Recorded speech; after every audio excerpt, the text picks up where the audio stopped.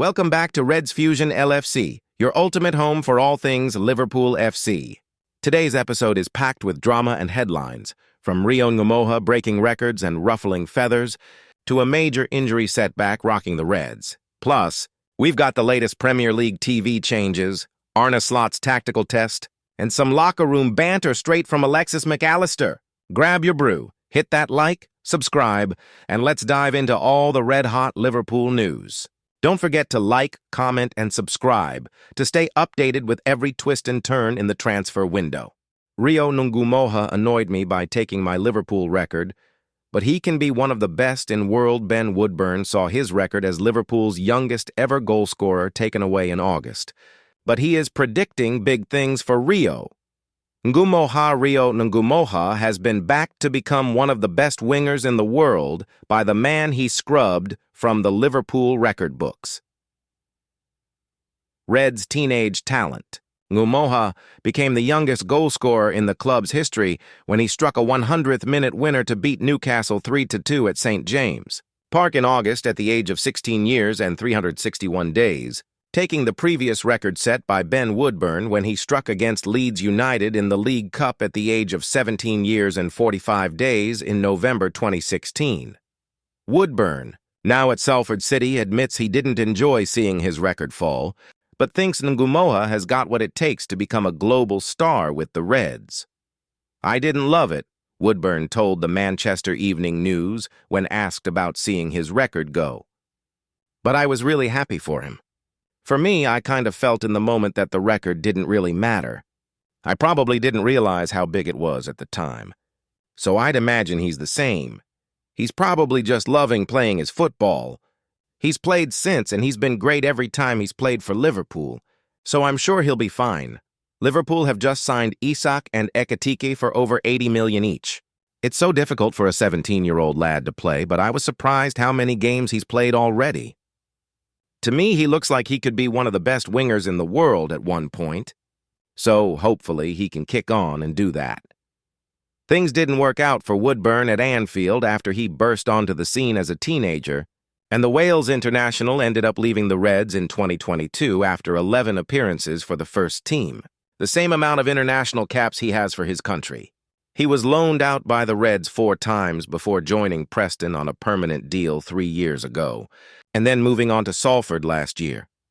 "I went on a few loans where I didn't play as many games as I needed to," admits Woodburn. "I stumbled in my career at that point. When you're not playing and other kids are playing, they're going to get better and better. I learnt a lot from going on those loans, but it probably wasn't ideal that I wasn't playing all the time at 17 and 18. I didn't play too much for half a season at Sheffield United. Then I got injured, so I wasn't even training back at Liverpool. Oxford, I got injured for 6 months. It's hard to get going again after getting injured and not really playing." Woodburn remains close friends with Trent Alexander-Arnold, having emerged from the Reds Academy alongside the former vice-captain, who left for Real Madrid this summer. "I'm good mates with Trent, so I speak to him quite a bit," he says. "It's more jokey now if we're speaking about football. Nothing too serious. There's not much I can tell Trent is there. He's one of the best right-backs in the world, if not the best. It's more of a friend relationship than anything professional." After the ups and downs in his career, Woodburn is now enjoying himself with Salford in League 2, with the Welshman having made 15 appearances already this season. "It's been good for me.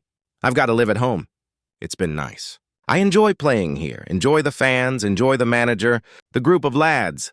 So yeah, I can't complain really," he said.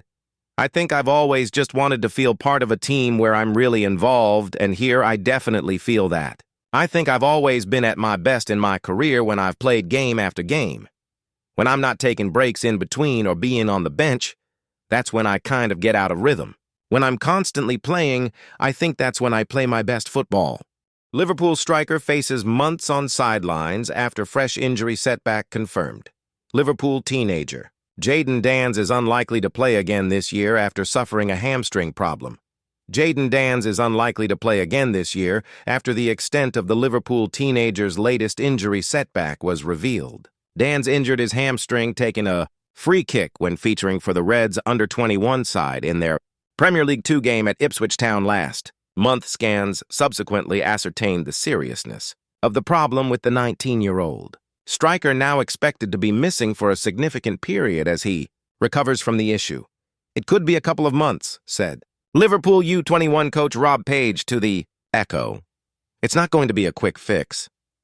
It's a setback for him, but Danzy is very positive about everything in life, especially football. If anybody can get through this setback, it's him without doubt. He has the full support of the medical team and myself and the staff. He'll get through it. It is another devastating blow for the young forward, having had a prospective loan spell at Sunderland in the second half of last season, ultimately scrapped due to a back problem. Dan's recovered full fitness in the summer and featured from the bench in the first team's League Cup win over Southampton 4 days before sustaining his latest injury. The forward made his senior Liverpool debut in February 2024 and has gone on to score 3 goals in 10 appearances, while featuring in every major competition, including the League Cup final win over Chelsea at Wembley last year. Page was talking after Liverpool U21 suffered a 2-0 defeat at Crewe Alexandra in the EFL Trophy on Tuesday evening. Despite dominating in terms of possession and chances, the Reds were undone by a controversial early penalty from Emre Tezgel penalty before Dion Rankine scored before halftime to double the advantage of the League Two hosts. We had 70% possession, 16 attempts at goal, and created enough chances to win the game, said Page. But this is the reality of football. The penalty is very harsh for me. The referee agreed the keeper, Fabian Rosek, took the ball, but thought it was a reckless challenge. And then that changes the game. We were way too open for the second goal, and that's something we have to work on. There were a lot more positives than negatives, but the lads must understand the importance of winning games and that losing hurts. We are in this industry at any club to have a winning mentality. We need to be more ruthless and clinical in the final third. As well as Dan's, Liverpool were without a number of other key forward options, with summer signing Will Wright injured and Kieran Morrison and Kyrol Figueroa away on international duty, and Page added, "Many of our better players aren't available. But it gives others an opportunity, and it gave 17-year-olds Josh Sonny Lambie and Joe Bradshaw an opportunity to step up. And I thought Amara Nallo was exceptional when he came on at center-back. He looked like he had missed playing football." Premier League TV changes for December. Fixtures confirmed as Christmas run-in revealed, Sky Sports and TNT Sports' selections for Premier League fixtures going on TV during December have now been confirmed. So fans can start making concrete plans ahead of the Christmas period. The TV selections for Premier League fixtures across December have now been confirmed. Sky Sports and TNT Sports are keeping fans very much part of the action from home in the run-up to Christmas. Due to complexities around the calendar and selections in match rounds 18 to 21, however, the Premier League will announce the post-Christmas changes separately at a later date. Some games have been moved purely for TV broadcasting purposes, while others have been moved due to European competitions. Unlike previous seasons, all of these games will now be available to watch on UK TV in the 2025-26 campaign. December kicks off with midweek Premier League action on Tuesday 2 and Wednesday 3. Every midweek fixture that week will be available to watch on Sky Sports, with some kicking off at 7:30 p.m. and some at 8:15 p.m. Fulham versus Nottingham Forest will be the final Premier League clash before Christmas, with the fixture scheduled for Monday, December 22nd, 8 p.m., and will be live on Sky Sports. Here is a full list of fixtures up until Christmas in December. When a kickoff time is not stated, then it will be 3 p.m. Liverpool star told I was wrong. As Arne Slot gets double-edged sword reassurance, Hugo Ekitike got off to a flying start at Liverpool after joining the club in the summer transfer window. But how he and Alexander Isak fit into Arne Slot's plans remains to be seen. Liverpool's Hugo Ekitike has hit the ground running at Anfield, with former Reds striker Djibril Cissé among those impressed by his start. Ekitike, who made the switch from Eintracht Frankfurt in July for an initial $69 million, emulated Cissé by scoring on his Premier League debut and has showed no signs of slowing down. The 23-year-old opened his league account with a goal in a home victory against Bournemouth, also picking up an assist against the Cherries, before netting again in an away win at Newcastle just a week later. Further goals followed in a league triumph over Everton and a Carabao Cup win against Southampton, although a red card for his celebrations against the Saints slightly marred things. Even so, Cisse has very much liked what he has seen so far. I was a little scared that he wasn't going to play much, but I was wrong, the 44-year-old former Reds ace told GFFN when discussing his fellow France international. He's playing. He's doing good. He's scoring goals. He's bringing different options to Mo Salah and Alexander Isak. He's a really good player. I know him from France. I knew he had the quality to perform, but to be honest, I wasn't expecting him to be that good, that quick. Ekitike's transfer fee was substantial, yet it paled in comparison to the record-breaking $125 million paid for Isak on transfer deadline day. Sis reckons manager Arne Slot will continue to have a tricky task balancing the two strikers in the long term, but concedes there are worse problems to have. I think if Ekitike stays at this level and continues to score goals when he has the chance to play, then it's going to be difficult for the manager to choose. But that's football. That's the beauty of football, added the former France international. The season is long, but as long as Liverpool have a striking force that scores goals and wins games, Salah can have a down period, so Ekitike can help. You need all your strikers at the top for the entire season, and it's a good thing to have strikers who score goals. One factor for Slot to consider is Salah's forthcoming absence at the Africa Cup of Nations. The Egyptian star could miss several matches while representing his country, with the Pharaohs beginning their campaign in Morocco on 22nd December, providing an opportunity for Ekitike and Isak to feature more prominently in the same front line. Liverpool's boss, Slot, has been impressed with what he's seen from Ekitike, but was left disappointed after the Southampton match. Ekitike's second yellow card was issued for removing his shirt during his goal celebration, resulting in him missing the league defeat at Crystal Palace. It is always the best to control your emotions.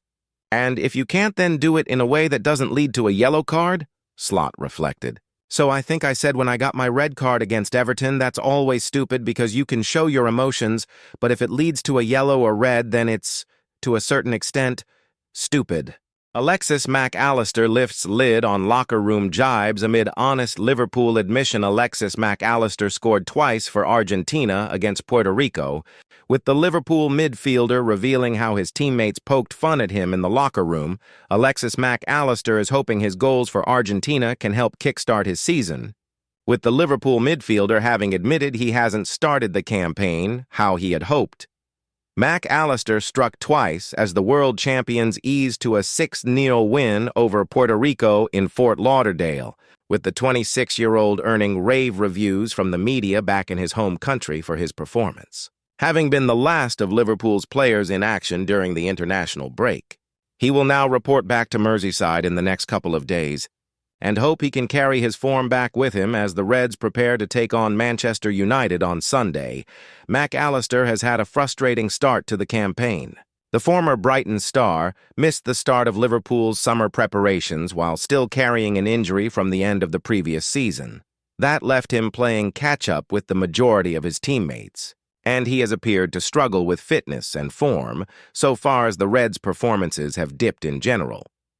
Having got so close to scoring a first hat-trick for his country, though, Mac Allister hopes his display in Florida could be just the trigger he needs. The lads were bothering me at halftime. They asked me if I was going to score 3.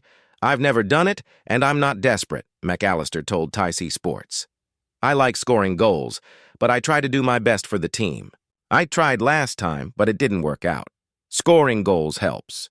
It gives you confidence, especially at a time when personally the season hasn't started in the best way. This helps to continue building confidence. Argentina has long been qualified for next year's World Cup, meaning the defending champions have nothing but friendlies to keep them occupied until the tournament, although Mac Allister isn't taking the opportunities for granted. The truth is that it's always important to score goals, especially in preparation for a World Cup, he added. There's still a long way to go, but not much time left because there are only a few matches for the national team. We hope to arrive in top form. These kinds of matches are very helpful for us to get into the swing of things, to continue getting to know them, and to introduce new players. Happy with the win. We've always said it.